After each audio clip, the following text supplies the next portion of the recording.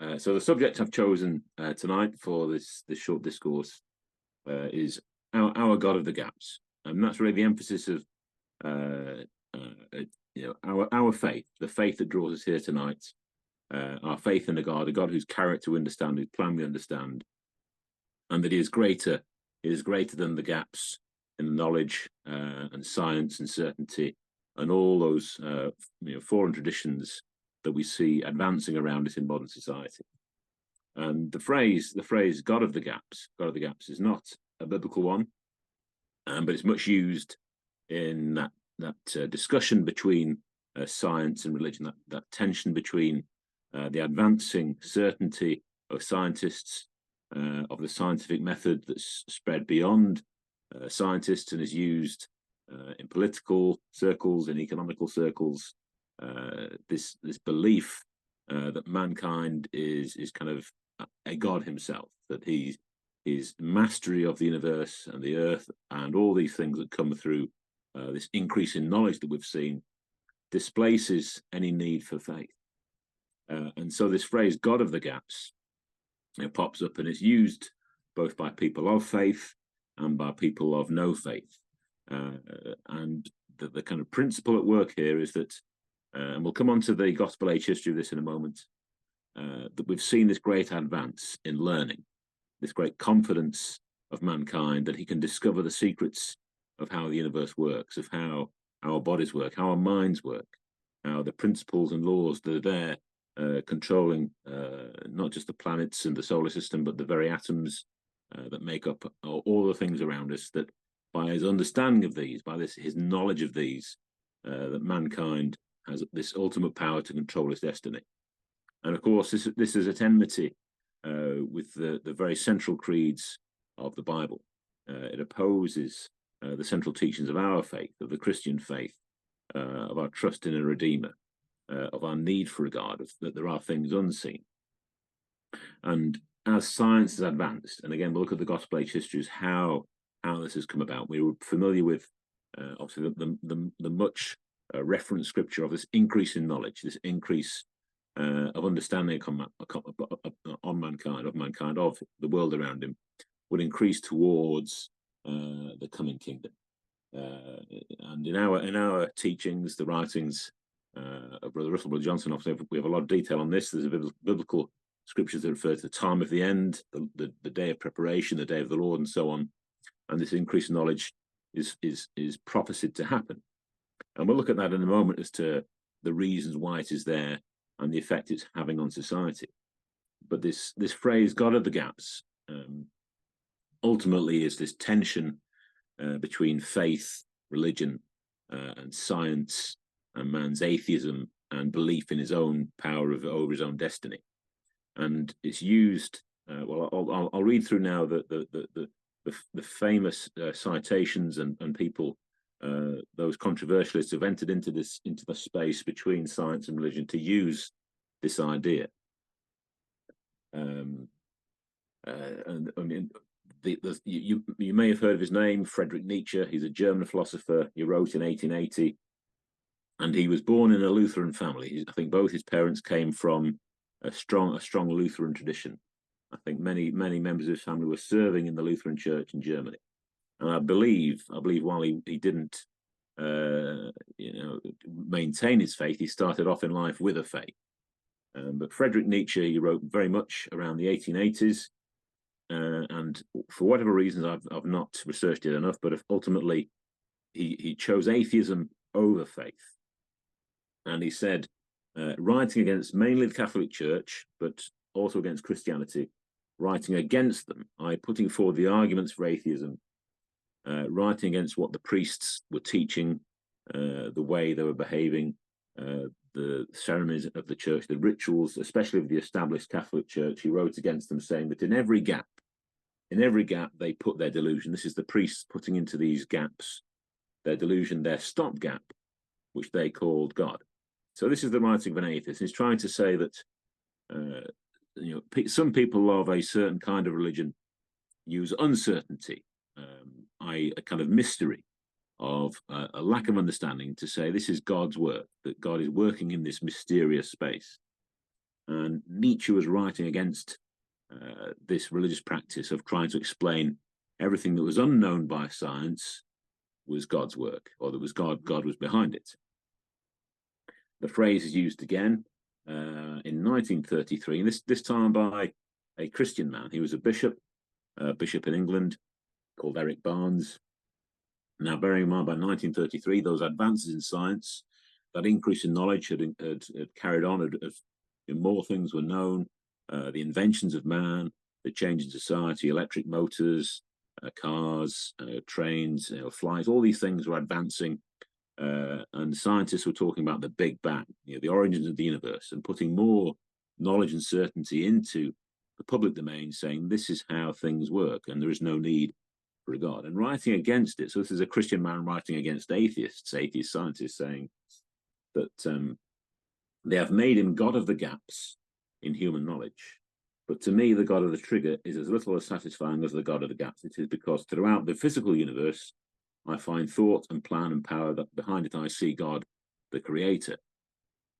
So again, we see this phrase, the title of the talk, can be this God of the gaps, as this tension between where scientists largely turning to atheistic reasoning, taking God out of creation, explain what we see around us through scientific laws, scientific principles, using laboratory experiments to show how these things don't need any divine intervention, and therefore there is no need for a faith, no need for a Bible, no need for a Redeemer even. And this Christian bishop writes against them, saying that even though there are these gaps, as a Christian man, I do not put God into those gaps. God is, over and above all of these things. He is behind the science. He remains the creator. And yes, the universe can behave in this way, but still have God as a creator. Another name that uses this phrase and this idea, again, weighing into the controversy against scientists and atheists, Dietrich Bonhoeffer. You may have heard of him. He was a Christian man, persecuted much for his faith, I think both inside and outside of the church. But in the 1940s, in a prison in wartime Germany, he wrote, "How wrong it is to use God as a stopgap for the incompleteness of our knowledge. In fact, the frontiers of knowledge are being pushed further and further back, and that is bound to be the case. And then God is being pushed back with them and is therefore continually in retreat. But we are to find God in what we know, not in what we don't know." And so again, we see this same tension still in the 1940s, having its beginnings in the late 1880s, as the arguments in society, this controversy in society continues. The knowledge is increasing, the scientific understanding is increasing, man's confidence in his own abilities through that science and understanding is increasing, and it's pushing faith out of the public mind. It's pushing faith out of public forum in schools, universities, government departments, public bodies, and so on. Science is promoted over and above faith. The scientists claim that as we know more, as we explain more, as we prove the principles and understandings that we learn through experimentation, as we create these inventions and engineer these medicines and so on, and we become masters of all the problems around us, we can solve our own problems. Nothing is beyond us. It's ourselves that limit us. And yet here Dietrich Bonhoeffer is saying that this again is for people of faith. This is the wrong way to look at it. It's not that God is displaced by science. There are these gaps in our understanding, but it's not that God needs those gaps. And just to reaffirm what Bonhoeffer said, we have to find God in what we know and what we don't know. And again, this same idea, another famous writer, he's an Englishman, professor, I think, from maybe Oxford University, Richard Dawkins, a famous evolutionist, has written many books. Again, atheistic and quite vitriolic in his attacks against people of a certain kind of faith. And in his book, The God Delusion, he writes, creationists eagerly seek a gap in present-day knowledge or understanding. If an apparent gap is found, it is assumed that God by default must fill it. And again, we can see how this argument has developed. We'll look at some things in a moment. But going back to the time when Charles Darwin was writing on his books of Origins of the Species, and up until that point, the explanation for most of mankind in the Christian world of the creation they saw about them, of the variety of animals, of the way the animals behaved, of their environment, was explained through the book of Genesis. And of course, brother, you're referring to the questions my children will ask me when they're 3 years old. Often when they keep on asking why, daddy, why, we have to get to the point where, well, that is the way God made the world. And so the public mind for centuries throughout the Christian era, throughout the gospel age, had the book of Genesis to explain the world around them, the natural creation, God's creative works. And not just Darwin, but those that went before him were building up this investigation, looking at fossils, looking at things which were beyond how the scriptures explained them, and attacking that faith. And as the scientists advanced their arguments for why animals were the way they were, these scriptures, which were in the public mind about why the world was the way it was, were being displaced. It's not that God did it, it's that the laws of nature did it. And so we have this tension developing, this conflict, this controversy between science and faith going on. And this is where that phrase comes in, the God of the gaps. And we'll look at this more as I move on to the next part of my talk. But let's stop and look at the claims of science. Yes, knowledge has increased. Yes, many things are now explained beyond those general scriptures we have in creation. Not that they contradict scripture, but there's so much more detail and so much more understanding of the small details, the molecular world, the world of the microscope, the atomic microscope. We can examine things. Our scientific instruments can explain so many things, and through that understanding, we can do good things. We can heal diseases. We can create great public benefit through clean water. Telecommunications, the ability to communicate like we're doing now, the technology that keeps us in touch, sound and video, the satellite network, all these things are the fruit of that increase in knowledge. And it really, and again, the timing is important. The culmination of this great deluge of science, this great advance in learning.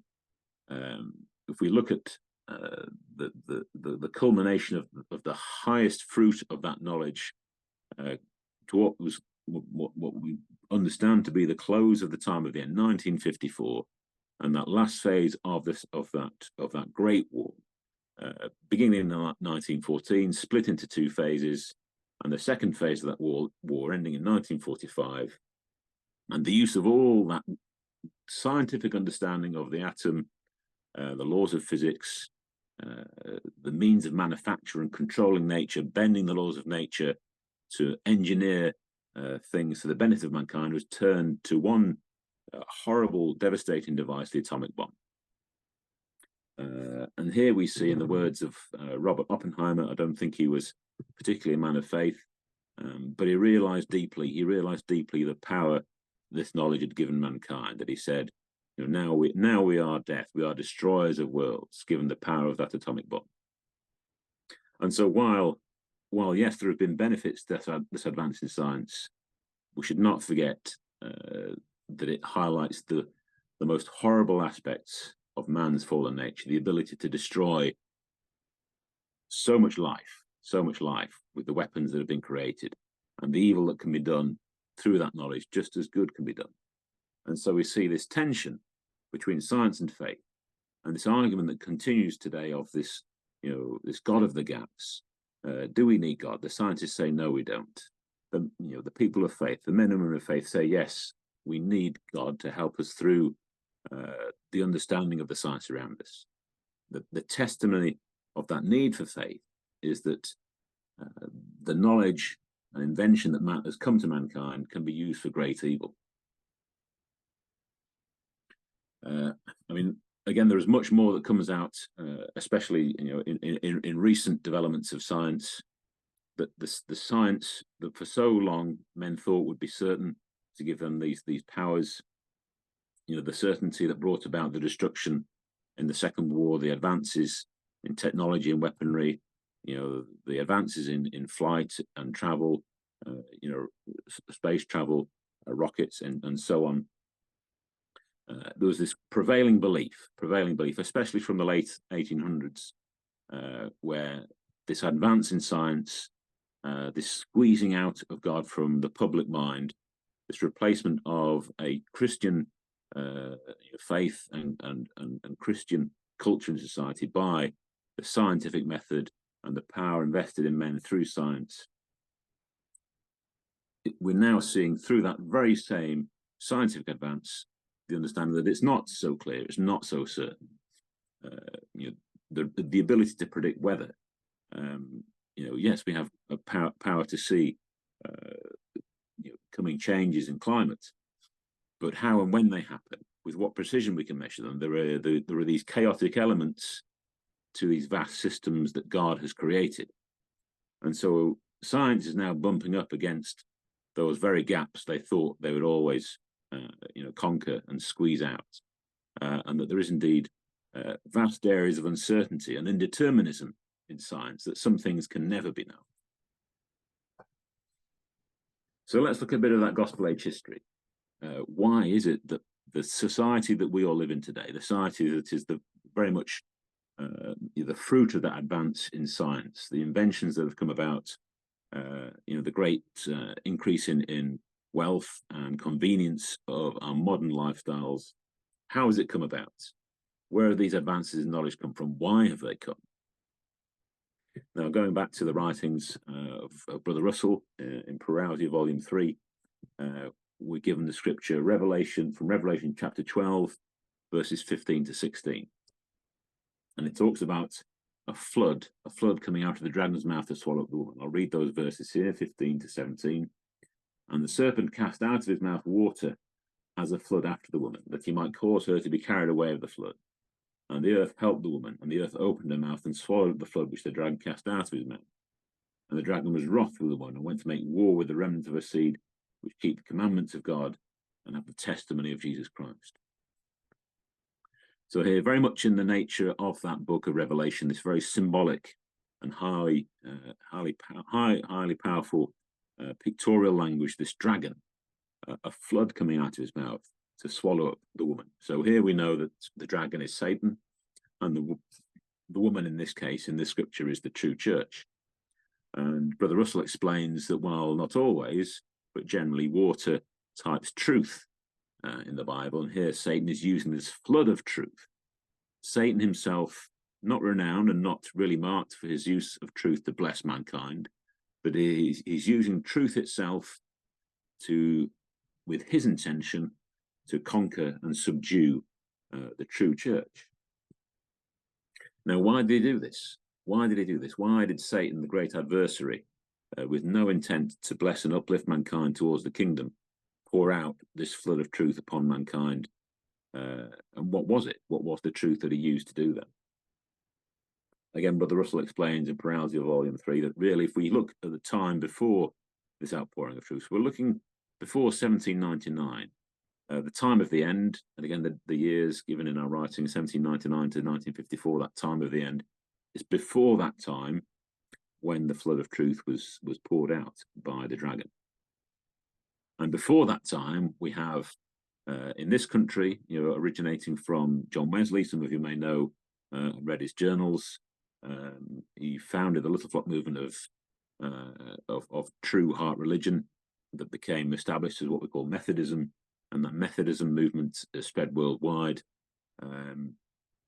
His teachings coming out of this country were greatly uplifting the working classes, the common people, giving them true heart religion, scripture after scripture, truth due to reaffirm those basic principles of Christian teaching that God is love. And there wasn't just the Wesleyan movement in this country. There was a pietistic movement in France, similar movements in Germany. I can't remember his first name, Spener, might be Robert Spener, publishing these truths really from the late 1600s into the 1700s. And these Little Flock movements bringing out these truths of true heart religion, the nature and character of God, that God is love, there was this plan of redemption, that the proper balancing of man to his neighbour, governed by Christian principles and understanding of a loving God, was greatly uplifting and strengthening, society. And through that little flock teaching, all those classes of mankind beginning to realize the wrong order of affairs that was in place, the things that were being done wrong by kings, clergy, and aristocracy. And this was what was causing Satan to get a bit fidgety and a bit nervous about the strength of his powers in this world. And so Satan's pouring out the flood of truth, which really, again, it's all the details there in Peral's Volume 3, triggering the French Revolution in France, culminating in the removal of King Louis, the beheading of the royal family and the aristocracy, and this huge revolution bringing about a Republic of France through not just Napoleon Bonaparte, but all of those political actors changing the constitution of France from that time. These are the events that Satan wished to avoid. He could see the effect of true Christian teaching coming. He could see his powers set up through the divine right of kings, clergy, and aristocracy being shaken, and to prevent that, Satan sent forward these hard truths to cause a reaction from the ruling classes to suppress those movements of people desiring their just rights, given the proper balancing of man's relation to his neighbor through Christian teachings that God is a God of love, our love is to our neighbor, and there is no place for kings and aristocracy to take more than their fair share. And so Satan put in front of mankind these hard truths, very much along what Brother Russell says, the rights of man. And through much violent political protestation, publishing of pamphlets and so on, Satan's intention to suppress the church, to swallow up the church and the teachings of the church, of what Christianity is, of God is love and so on. He wanted a reaction from kings, clergy, and aristocracy to suppress it, and he failed. And the French Revolution resulted, and going back to that scripture in Revelation, the earth swallowed up the flood and accommodated the church, the woman in the picture in Revelation. And this is how we see that flood of truth beginning. So from 1799 onwards, after the French Revolution, and this casting off of the power of the largely established state churches, and the freedoms that came through that, and the freedom of scientific inquiry, of the freedom to think differently to how the church, or pretty much established state churches, were teaching, we see this increase in scientific understanding. So that kind of puts in place the gospel age picture of the great increase of science that we see today. If we go back further in gospel age history to say the 1500s, when I think what you might call Papacy's chief time of power, then none of this scientific inquiry was permitted. What we call the Dark Ages, where very much religious power was preeminent. That religious power was coordinated through Rome, free scientific inquiry, coming through an enlightened mind by study of the scripture, the freedom to study the scripture in your own language. That was not there in that time, or it wasn't widely there in the time of Papacy's supreme power. And so, again, coming back to our phrase, the God of the gaps, this tension between science and faith has its roots in the increase in knowledge, prophesied in Daniel, coming through this great flood of truth that Satan intended to defeat the church with, but in fact, caused a great amount or a large amount of greater liberty to be had by all classes of people, especially those suppressed, the working classes, by king, clergy, aristocracy. The freedom was given for mankind to pursue scientific inquiry. And very much coming out of that discussion, there are two ideas which I want to bring forward. And again, we'll be familiar with these. Out of that liberty given to mankind, very much coming, some of them, the social teachings are very much coming out of the French Revolution. And bearing in mind, these are kind of a follow-on from the teachings of John Wesley, of what is liberty, fraternity, and equality, i.e. the brotherhood of man as governed by Scripture, and the teaching that God is love. being taken up, this same refrain being taken up by the revolutionists in France of liberty, equality, and fraternity, championing the rights of the common working classes over the powers of King's College aristocracy. From that point on, much more freedom to social movements, Chartism in this country, franchise of the vote for working classes and so on. These movements increased in their power and their distribution of literature and their freedom to do so. And out of that, and this is the important thing, this is the thing I wanted to bring out, two specific doctrines. The first one, Marxism. Karl Marx and Friedrich Engels, again, Karl Marx, culturally a Jew living in Germany, coming over to this country, England, and living in London, and using the freedoms of this country to develop his ideas, learn from others, and publish them, creating the Communist Manifesto. And that I think was published in around, I've not got the date here, about 1948, maybe 1848, 1849. So before 1874, but the culmination of these ideas of looking at the order of society, looking at the struggle between the working classes and capital, and seeing that there was always going to be tension. Karl Marx put forward these teachings on how society must naturally revolt against the tyranny of wealth and capital over the ruling classes to bring about this ideal state of a kind of what you might call commune, everything held in equal property. These central ideas of communism, no state government as such, as we know it today, based on a state church, but a government very much geared around equality of all classes and all peoples, holding things in common estate, no private ownership of property, ownership of the means of production by those working in the factories and so on.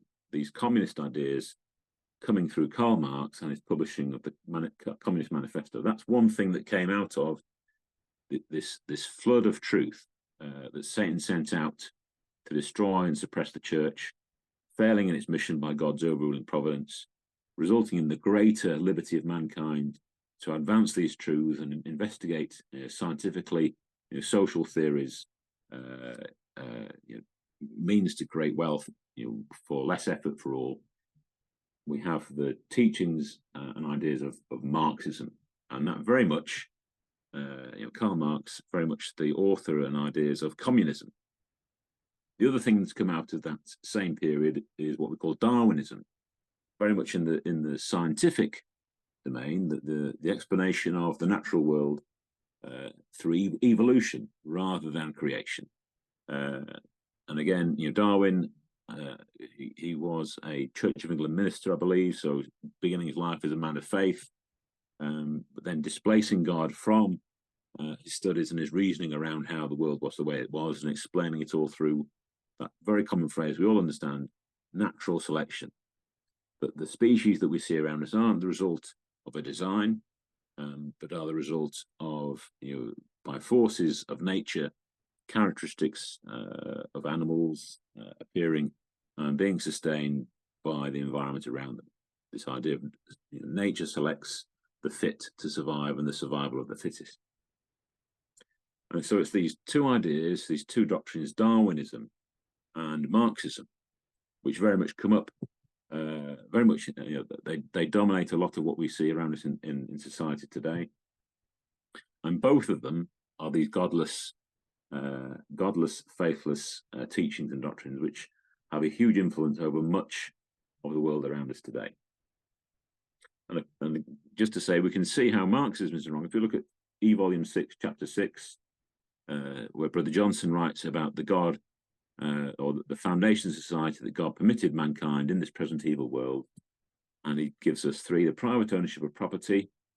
Very much, if we are to have the liberty as Christians of God's affairs, then that private ownership of property furthers God's plans by us being able to publish the truth without it being held in communal ownership with others of a different faith or of no faith. Government control in human affairs. We have the scripture, I think it's St. Paul writes in the New Testament, the powers that be are ordained of God, i.e. that there is this specific government control in human affairs for mankind's good. And finally, the final pillar of society, or foundation of society, that Brother Johnson mentions, competitive business. Now, these three things, competitive business, this kind of control of the government in human affairs, ordering society, having power over the different classes of society, raising taxes, and so on. The right of private ownership of property, these things aren't in those ideas of communism. So after this flood of truth, after this great advance in learning and this liberty to follow mankind's curiosity to establish social teachings to benefit humankind, Darwinism and Marxism, we have this atheistic society founded on these teachings and not founded on Christian ideas and Christian teachings. But why is it? Why is it? Why is it like that? And this is when we come to the time of the end. So in that period of time, 1799 to 1954, the flood of truth that Satan sent out to swallow up the church happening before then, but the French Revolution beginning just before the time of the end, and the revolution in France, used by Brother Johnson and Brother Russell to be an example of the nature of the overturning of society in preparation for the kingdom. It happened in a small way in France in the late 1700s, but there is further disruption to society to come. This disruption to society comes from this revolution, this change in the order of affairs, this overthrowing of the nature of government as an established, state church, the Church of England, the Church of Rome, whichever state church it might be. This union of church and state, and the order of society that's been built on that as part of Satan's dominance of mankind must be overturned before the kingdom comes in. And so in that period, 1799 to 1954, again, we see this tension coming, this idea that God is being displaced by the advances in science, by the ability of governments to institute health systems, social benefits, and Darwinism explaining the natural world around us through its physical laws and the laws of nature without the need for a God to create the natural order. We see this atheistic, anti-Christian set of doctrines as a foundation to these ideas that have come out of this advancement of science. Time of the end, 1954 is relevant. In 1949, the Vatican publishes a decree against communism. On February the 11th, the Italian Prime Minister, Mr. De Gasperi, is called to the Vatican, the seat of papacy in Rome, and was asked by the Pope to defend the papacy by force of arms against the revolution that the communists are threatening to begin in Italy. So we see the papacy, how they're describing themselves now as the representatives of God on earth, Christ's vice regent ruling in the earth, declaring a decree against communism, because communism is largely atheistic. Not all communists are atheists, but the teachings of communism are, anti-Christian. By July the 13th, 1949, the decree against communism had been published, and all members of the Catholic Church, the Roman Church hierarchy, being commanded by the Pope to excommunicate all Catholics claiming to follow communism. Now, this is interesting because the threat of communism to the powers of government in Rome weren't unique to Italy. In China in 1949, there had been a revolution. The People's Republic of China established on the 1st of October 1949, and a communist state established in China from that time forward. And Taiwan, very much in the news now, the tension between Taiwan and China, largely because Taiwan gave refuge to the conservative ruling parties that were in China before the communist revolution. And when we look at the history of the world, not just Italy, not just China, and the influence of Marxism, Marxist ideas, socialist ideas, communist ideas, influencing governments and government policy and the constitution of nations. Again, a rough figure. It's very simple, broad brush figures. But by 1950, about half of the world, or certainly half of the nations of the world, had adopted either fully or partially, socialist or Marxist government styles of governing their nations, either in their constitutions or in the policies that they adapted. And really, from that time forward, in 1950, we see the Cold War beginning, that tension between America and, again, Russia. The revolution in Russia obviously happening earlier than 1949. But the communistic principles of Russia, the Union of Soviet Socialist Republics, again displacing Christian teaching, the removal of their kings, clergy, aristocracy, and so on. The USSR representing the powers of communism and atheism in the world from 1950 onwards, and the tension between America as the leading world power at that time, the Cold War, and so on, stems from that same kind of time period. The end of the Second World War, and the decree against communism by the papacy. And so it's interesting to see that same tension today. We have very much in the West a balance of power, the dominance of the United States and Europe against those largely communist or socialist states, China, Russia, North Korea, for example. And so we still see that tension of there being this advance of non-Christian atheistic nations advancing against the balance of power that Christian nations have held in the world for a time, advances still today. But what about us? What about us? We're interested because we're students of the Bible. We're interested in God's plan. Are there gaps in our lives that God can fill? Is there a God of the gaps? Of course, there are holes in our knowledge. We don't understand everything. There are things which are still a mystery to us. And there's an interesting thing I thought I'd bring out from the writings to bear upon this is that, and it's mentioned several times, Brother Russell writes about it, the PTs cover it quite a bit, that in the lives of the consecrated, there are no accidents. There is no uncertainty to some extent in our lives. While there is this kind of general random haphazard ways of the present evil world, we lose our house keys. We don't always know what's going to be happening, a year from now. But there are no accidents in our life. There are no gaps there. There are no gaps of uncertainty or mystery in which God is not there. In the PT of 1994, page 7, column 2, there are 18 scriptural references there given in that PT. Scriptures which show that there are no gaps in our lives that God is not present in. 1 Peter 4, 12 to 13, I'll read that out. Beloved, think it not strange concerning the fiery trial which is to try you, as though some strange thing happened to you. So yes, there are things which happen to us which seem unexplained. Why this happened to me? Why now? Why me? Why these difficult circumstances? But God is in these things. God is behind them. It is not a strange thing, but it's God's providence to develop and try us.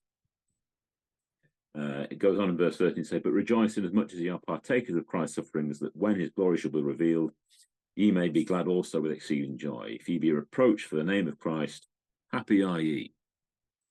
For the spirit and glory of God resteth upon you. On their part is evil spoken of, but on your part is glorified. So while we cannot explain all these things, while we cannot explain all these circumstances in our lives, God is in them. God is in them. There's another scripture I'll bring to bear as well. So again, while scientists struggle with these things, for example, scientists have great difficulty seeing the years ahead. If you go back 10 years and see what people were saying in 10 years, no one could have predicted the change in the balance of power, the world economy. We'd have a pandemic of COVID, the wars in Afghanistan, the Arab Spring, and the overturning of governments in Egypt, Libya, Tunisia, and so on, the Syrian war. No one can predict these things. These are undeterministic events. They happen for reasons, but science cannot control or predict when they would happen. But for us, our faith can see God's working through them. And so while they are,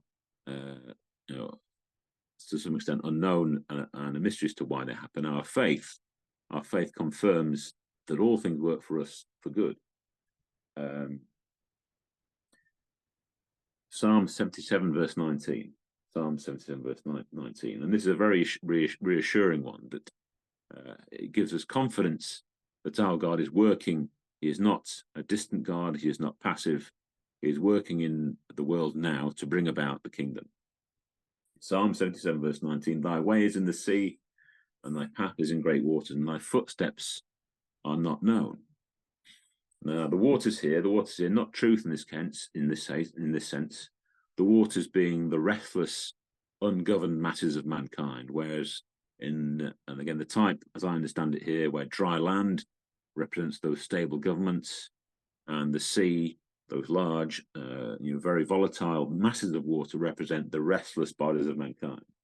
So even while we see nations being overturned and revolutions and wars in other countries, while we see the horrible acts of destruction done to civilians, the gassing of tribes of people, almost genocide, we cannot explain exactly why they happen or how long they'll be, but we know that in that sea, though our way is in the sea and thy footsteps aren't known, but thy path is in great waters, that God is working towards the kingdom through these great changes in society. And the other thing, again, that is great comfort to us as Christians, which the scientists can put no scientific experiment on. There is no means for them to control their destiny in terms of death and resurrection. Death is certainty. There's a common phrase in this country where they say there are two things that are certain in life: death and taxes. We all die. We all die. And this is part of God's punishment of mankind. We know the reasons for it from Genesis. That punishment of death comes to us through the sin of Father Adam. And science has no control over it. We can extend our life by a year or two through exercise, through diet, or through certain medical treatments. But ultimately, that punishment of God, that wrath of God, is upon all of us. Our bodies are dying daily. And yet God has promised that in that dying condition, he is still there. Psalms 139, verse 8. If I ascend up into heaven, this is the word of the psalmist here. If I ascend into heaven, thou art there. If I make my bed in hell, behold, thou art there. Death and resurrection, death and life. Even in death, when there is no trace of our loved one there, they are departed. They are still in God's memory. They are still in God's memory, and they are held there until the day comes when, and through that resurrection, they'll be raised again to life. And this is the power of God, beyond science, beyond man's invention, beyond any kind of material engineering mankind can do now. That promise of God will fulfill. The dead will be raised, and God's kingdom will come in. And so we see the gaps for the scientists still remain open, and yet our faith is able to see through them and understand God's working through them.